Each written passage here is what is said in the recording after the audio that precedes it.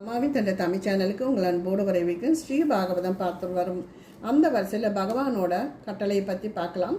முக்குணங்களை பற்றி சொன்னார். அவமானமும் வைராக்கியம் பற்றி ஒரு கதையும் பகவான் சொல்கிறாரு.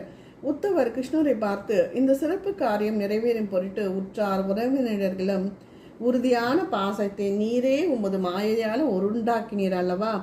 இப்போது ஆத்மநானமாகிய சுத்தியினால் அதை நீரே துண்டித்து விட்டீரே. ஹே கிருஷ்ணா, உனது சாரண விந்தங்களை நீங்காத பக்தி ஏற்பட அருட்புரிவீராக. சரணகதனாக எனக்கு எதை செய்ய வேண்டுமோ அதை கட்டளிடுங்கள் என்று வேண்ட பகவான் சொல்றாரு. உத்தவா, நீ ஒரு உடனே பதரிகாசிரமம் சென்று பாத தீர்த்தமாகிய கங்கையில் நீராடி ஆசமனம் செய்து பரிசுத்தம் அடைவாயாக.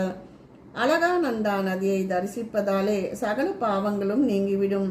பிறகு மர உரி தரித்து சுகத்தில் ஆசையின்றி கிடைத்ததை உண்டு வெட்பதட்சம் சகித்து இந்திரியங்களை வென்று ஒழுக்கத்தோடு நாண விஞ்ஞான அறிவோடு சாந்தனாக இருந்து மனதை அடக்கி திரிகரணங்களையும் என் மீதே வைத்து பாகவத தர்மத்தின் நிலை பெற்று முக்கண வழிகளை கடந்து என்னையே வந்தடைவாயாக என்று கட்டளையிட்டார். உடனே உத்தவர் புறப்படும் சமயத்தில் மனம் கசிந்துருகி பகவானை மும்முறை வலம் வந்து அவரது பாதங்களில் தலையை வைத்து கண்ணீரால் நினைத்தார். அப்போது பகவான் அவருக்கு தனது பாதுகைகளை அன்போடு அளித்தார். அவற்றை சிரசில் தாங்கிக் கொண்டு மீண்டும் மீண்டும் வணங்கி புறப்பட்டு சென்றார். பிறகு பதரிகாசிரமம் சென்று ஸ்ரீ கிருஷ்ணனை இதே பீடத்தில் நிலைப்பறை செய்து தியானித்து அவருடைய உபதேசங்களை அனுஷ்டித்து தமம் செய்து லோக பந்துவாகிய ஸ்ரீ ஹரினுடைய உத்தம பாதத்தை அடைகிறார்.